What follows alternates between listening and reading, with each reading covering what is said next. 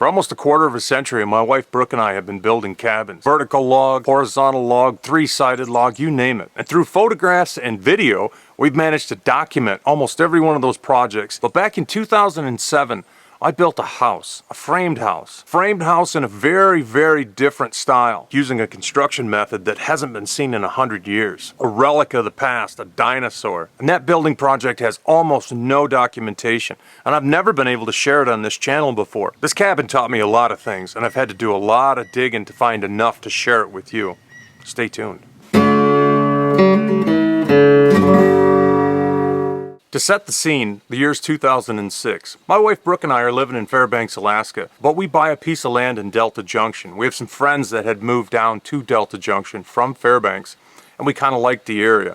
We bought a piece of land down there and cleared it out. In 2006, we sold our big log cabin in Fairbanks and moved down to the property in Delta and started over. We built ourselves a building that would ultimately be a shop/garage, but for the first couple of years there, we furnished it out as a house and lived in it. Now in Fairbanks, Alaska, I was a cement contractor, but down in Delta, it was a completely different environment. So as opposed to trying to scratch a living as a contractor in Delta, where there was very limited opportunity and a ton of competition, I decided to build a spec house on a piece of land we still owned in Fairbanks.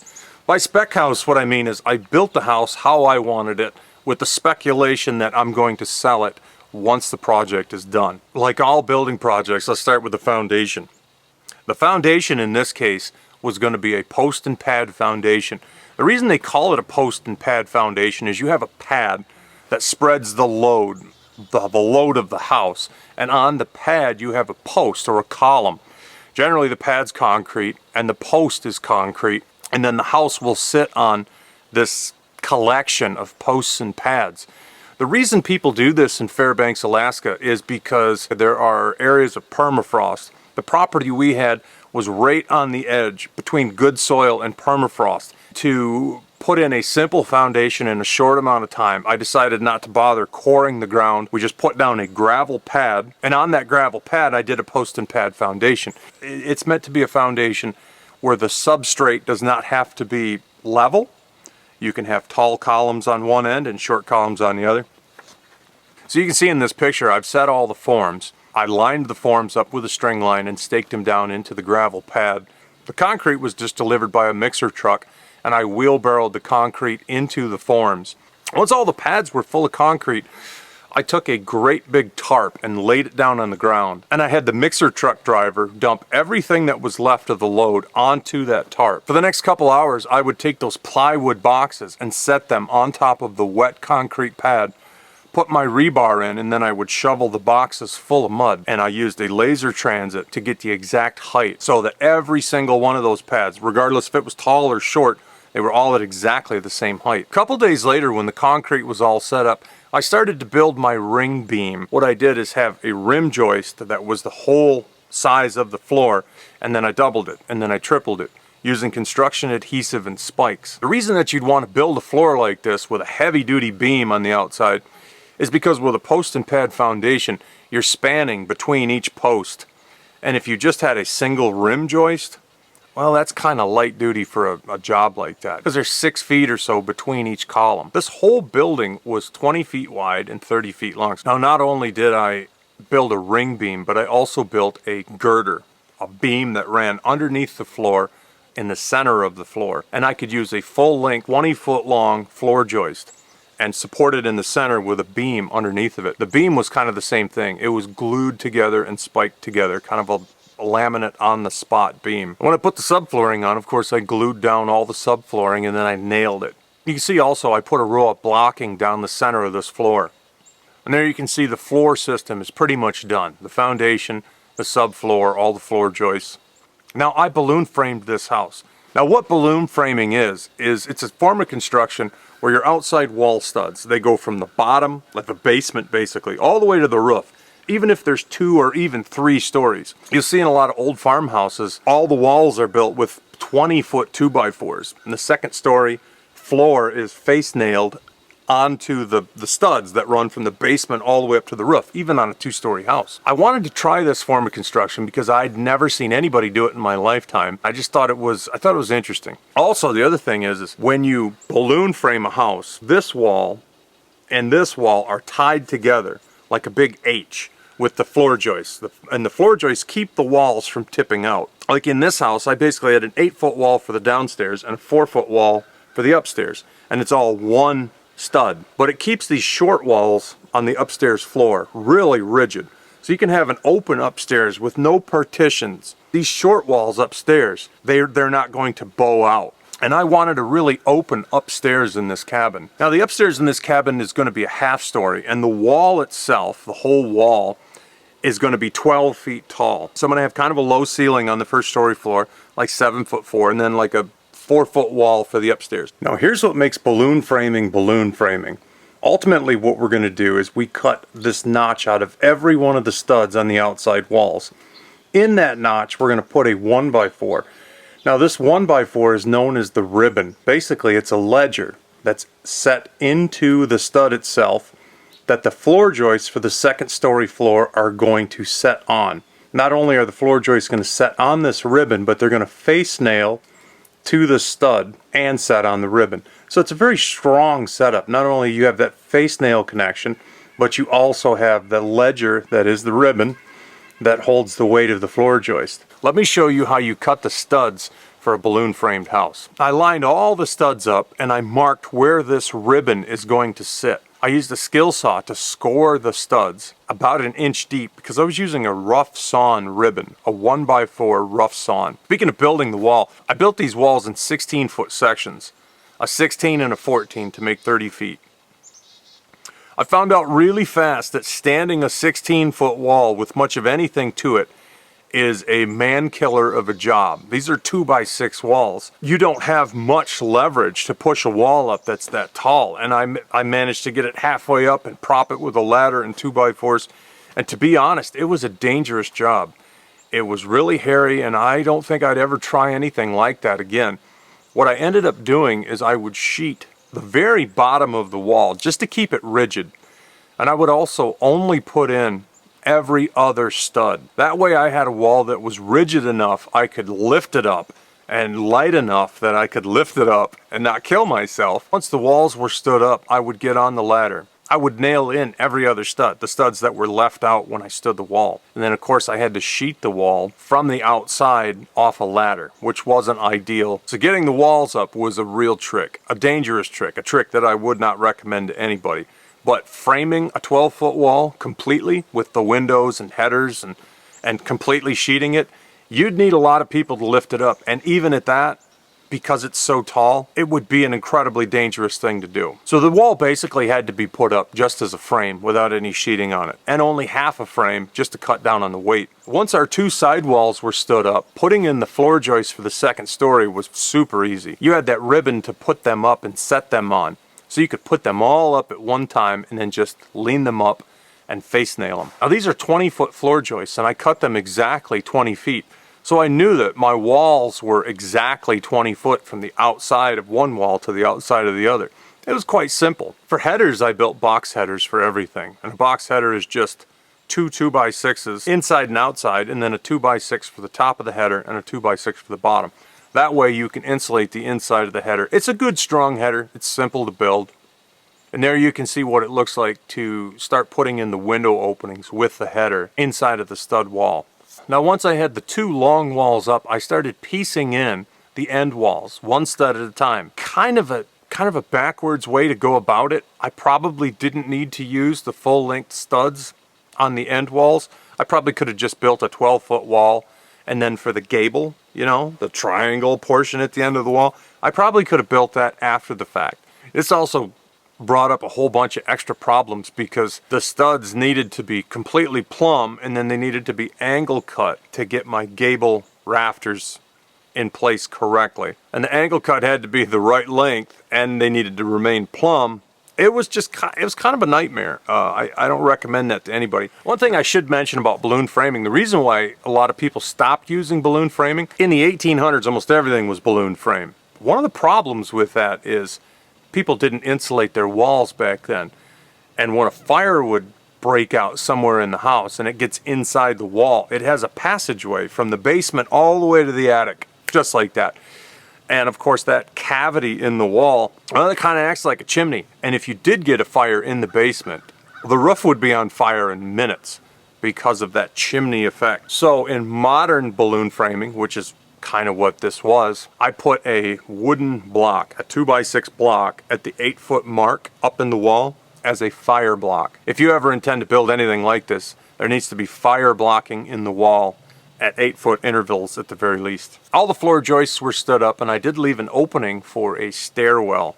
And the stairwell I chose was going to be a kind of a short up, and then a landing, and then a turn, and then another short up. Remember, I put that laminate beam underneath the floor.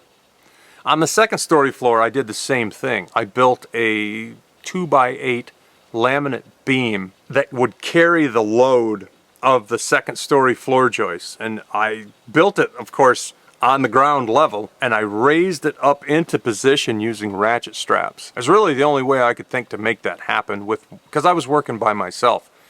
So I would ratchet one end up and I'd ratchet the other end up, and a lot of times I would pick the beam up with my shoulder, take up some slack, and then ratchet it. It took a little while, but I got it right into place. Now once I had that beam in place, I put a post underneath that beam in the center section. Now I ultimately hid that post inside a wall. That was the middle of the stairwell. Here's half of the stairway on this side of the wall, and then here's the other half on the other side of the wall. So I ended up hiding that beam inside a center wall. And then at the ends of the beam, I put the beam on a post in the end walls to hold up the ends, and of course the post in the middle to hold up the middle.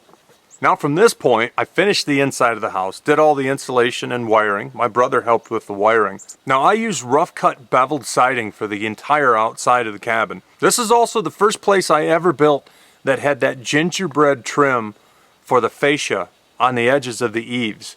That's kind of been my thing since then. I've put that gingerbread trim on several different cabins because it just looks good.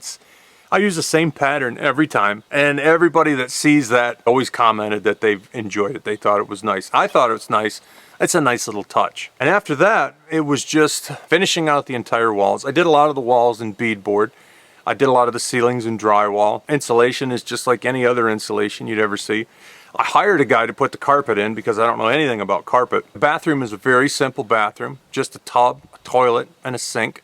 A vanity mirror. There was power to this cabin, and luckily I was close enough to a power pole that I didn't have to put in a yard pole. I dropped power right from the pole to the building itself. You can probably see it in this picture. I furnished the house with a Toyo stove for a heater. That is a Japanese-made fuel oil, heating oil stove. They're extremely efficient. They're very popular in interior Alaska. And it's kind of standard. You'd expect that in a new house, especially a house like this. The kitchenette was just a simple build. I bought a brand new refrigerator. And for water, I put in a water holding tank in ground.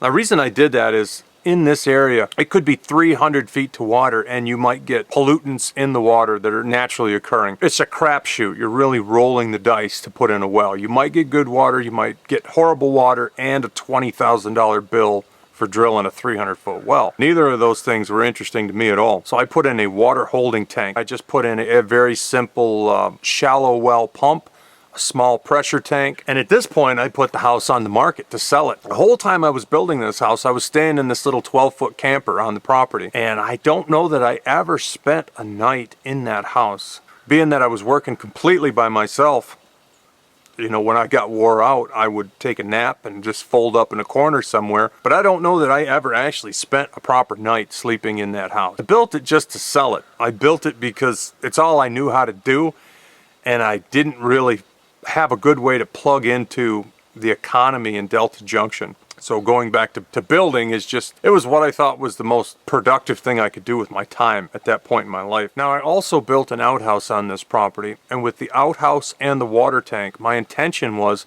to sell the cabin as a dry cabin, because there's a lot of dry cabins in the Fairbanks area. It's pretty common, and a bank will loan you money for a cabin like that. Problem was with a dry cabin loan, I think the requirement was 18% down. And it's hard to find people that have 18% of a house ready to buy at any given time. So I had a really difficult time. I showed the house quite often. I had a lot of people that wanted it, but they couldn't come up with the down payment. At this time, I had basically ran completely out of funds. I needed to sell this house to recoup all the money I had invested into it. In order to get this house set up so it could be financed by anybody at zero down, which was the going thing in 2007, I needed to put in a septic system. So I installed a toilet in the house and I plumbed it to the outside, foamed all of that plumbing per instructions by the septic company, and I had a septic company come out and put in a conventional septic tank in a leach field. And at this point I was pretty much dead broke, and I think I put $10,000 for that septic system, the septic tank and leach field. I put it on a credit card. I'd spent all my money, I'd maxed out all my credit, I was getting into the fall, I didn't have a buyer, and it was down to the point, if the septic didn't work out in that particular ground, I didn't have a plan B. But it did. Septic tank worked out just fine. It made the house financeable to the zero down crowd. The next person who looked at it bought it just like that. All this summer, the very end of 2007, it was doom and gloom.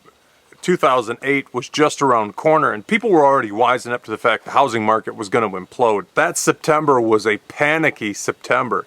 I had all this invested. The housing market was on a crash course to implosion, and I had maxed out all of my resources.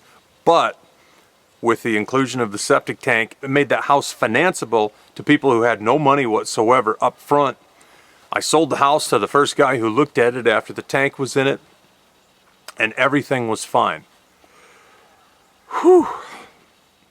So what can you learn from this building project? What are the nuggets of wisdom that can be gleaned from this whole experience? Well, for starters, if I had to do it all over again, I probably wouldn't do it all over again. I probably would have done something else with my time.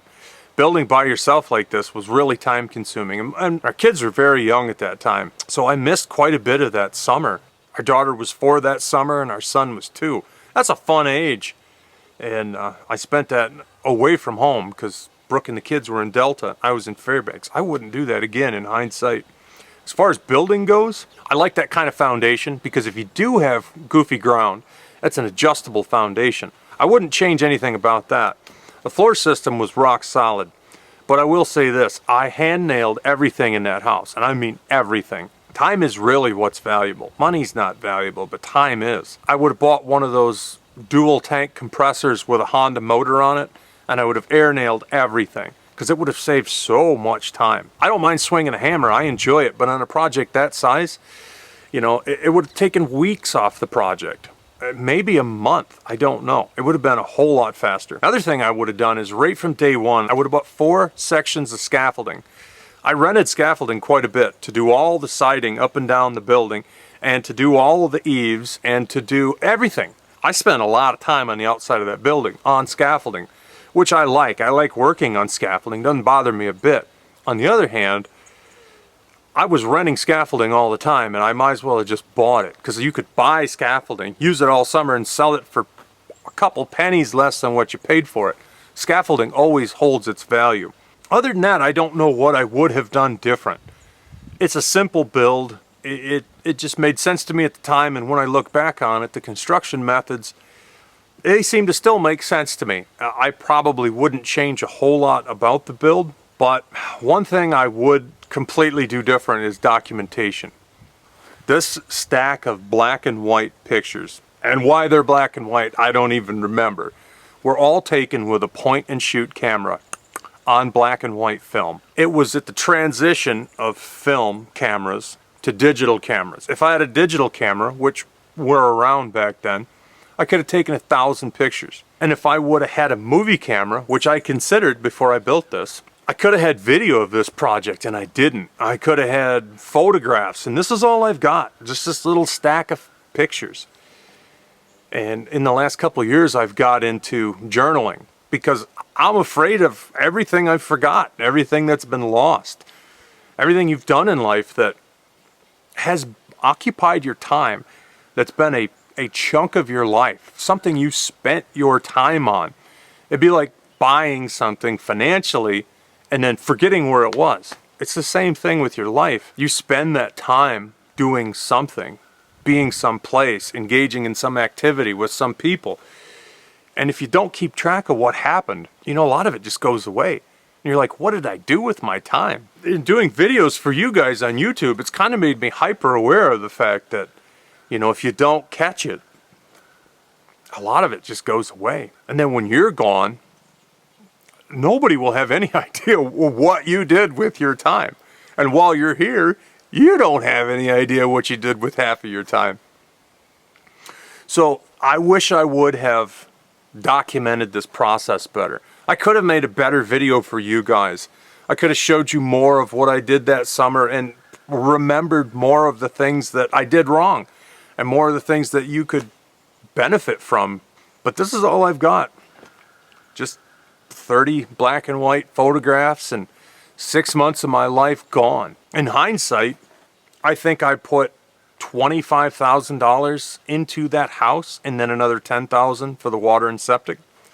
It's $35,000. I mean, I after taxes and everything, I probably made $80,000 that year. It was probably one of the most, I think at that point it was the most money up to that time, it was the most money I'd ever made in a year. That's a lot of money. And I did it all by myself. And I did it on my own schedule. And that was fantastic. And I like working by myself. It was a good fit.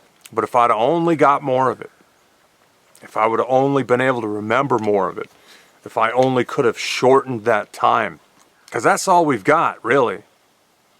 It's just the days and the weeks and the months, and once they're all gone, they're all gone.